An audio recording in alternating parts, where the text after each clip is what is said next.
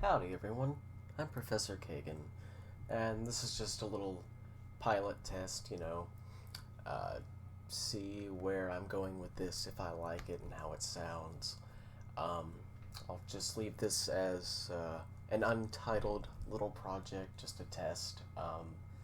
I wanted to talk about the recent passing of Desmond Etika Amofah, who was a streamer on YouTube, one that I really enjoyed, that I have a lot of memories of. Spent quite a few evenings just listening to him messing around on the internet. Uh, he disappeared back on the 19th. He uploaded a video where he just looked terrible. His eyes, you could just see the sadness in them, and I've never seen him look like that ever, and I don't see people look like that often. And he left what was basically a suicide note in the description of his video. I'm sure you know all this by now. And over the course of a few days, we seen various things come out about his disappearance. I was on the subreddit a few days ago, and somebody had found security camera footage of the bridge where we eventually found out he had died, and you could see a bag of stuff there.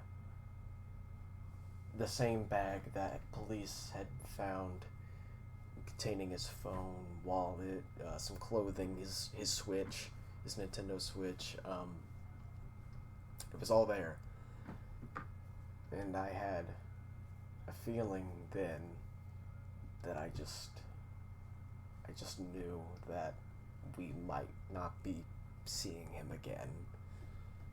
And then it got even worse when there was footage recorded of the NYPD in the river. They were pulling a body out, and I couldn't see it. I don't have the greatest eyesight, and the video was too shaky for me to see it, but everybody was saying that he was wearing, that the body looked very similar in description to Etika the day he uploaded his final video.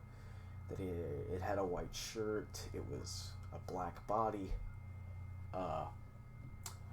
and of course everyone at that time still wanted to hold out hope. Maybe he's somewhere else, maybe this is a different person, as unfortunate as that would be as well, because no one should be jumping off the bridge.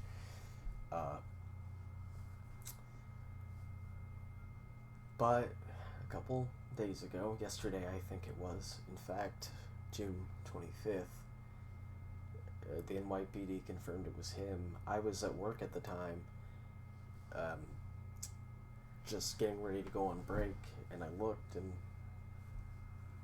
I did expect it, but just as somebody who merely watched him, it was just a viewer. I wasn't a hardcore fan, but I attended his streams when I could, and I enjoyed his videos. I didn't know Mr. Amofah personally, but I liked him. I thought he was a great content producer, and all of his friends on Twitter, of the people he knew, were always talking about him. He was such a great guy. And I really hate seeing that gone. I hate seeing what was described as such a positive force among people gone. And throughout his mental breakdowns, the first one I thought, okay, maybe it's a joke, maybe, because it's Etika, he likes to do that sort of thing. But by the second one, and I think that was the one where he was talking about shooting himself with a pistol that he purchased from Long Island, and that's when I personally thought, whoa, there's something off here. There has to be. And eventually, over time, I was proven right. And I don't think it's not for lack of people trying, because his friends absolutely tried. They tried being there for him, and they should absolutely not blame themselves. I don't think anybody is blameless here. He just lost.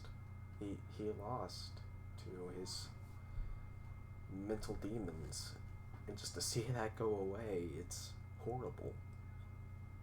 I absolutely hate it. And I just want to, I guess the purpose of this is just to say that I hate that Etika's gone. I'm gonna miss him. Lots of people are gonna miss him. I feel terrible for his mother. For anyone who doesn't know that happens to hear this, she has 2 children. Etika has a brother, and years ago he also took his life, and now she doesn't have her kids anymore. And just think about that for a moment. I'm sorry, that was a car horn. Put yourself in her shoes. How terrible it must be for your children, both of them, to succumb to their mental demons and take their own lives. I can't imagine what she's feeling. I wish her well. I wish Etika's friends well.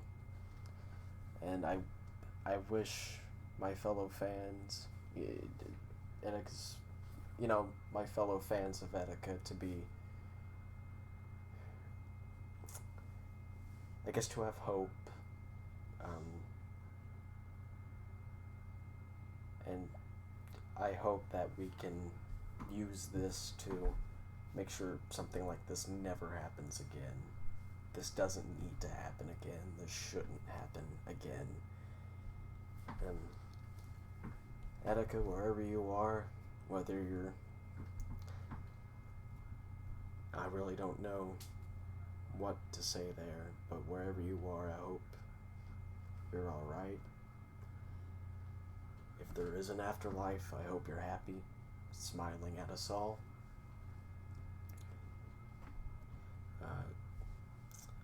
We're the Joy-Con boys forever, and I will never forget all the fun I had with you. I guess I will close out this video with probably one of my favorite moments spent with Etika. It was back during the Wii U era. It was the day that Bayonetta was going to release his DLC, and I just sat at my laptop at the time playing Portal, listening to Etika stream on my Wii U. We were just having fun, just chilling. Everybody was having a good time watching the stream. He was having a good time. Kept refreshing the eShop page to see if Bayonetta had dropped.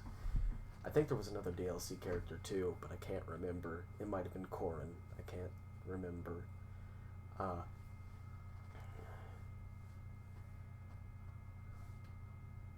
But I apologize. I had a lot of fun with him, and he will truly be missed.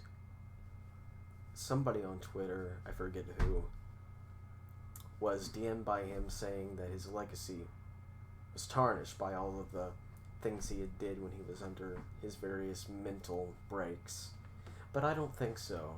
Now, not to say that we should forget what he's done, but we should definitely remember him for all the wonderful, positive things he has done, and take some of the worst things that he has done as what can happen when somebody's having so many mental issues. Rest in peace, my man. Joy-Con gods forever, and I'll believe that to the end. Thank you.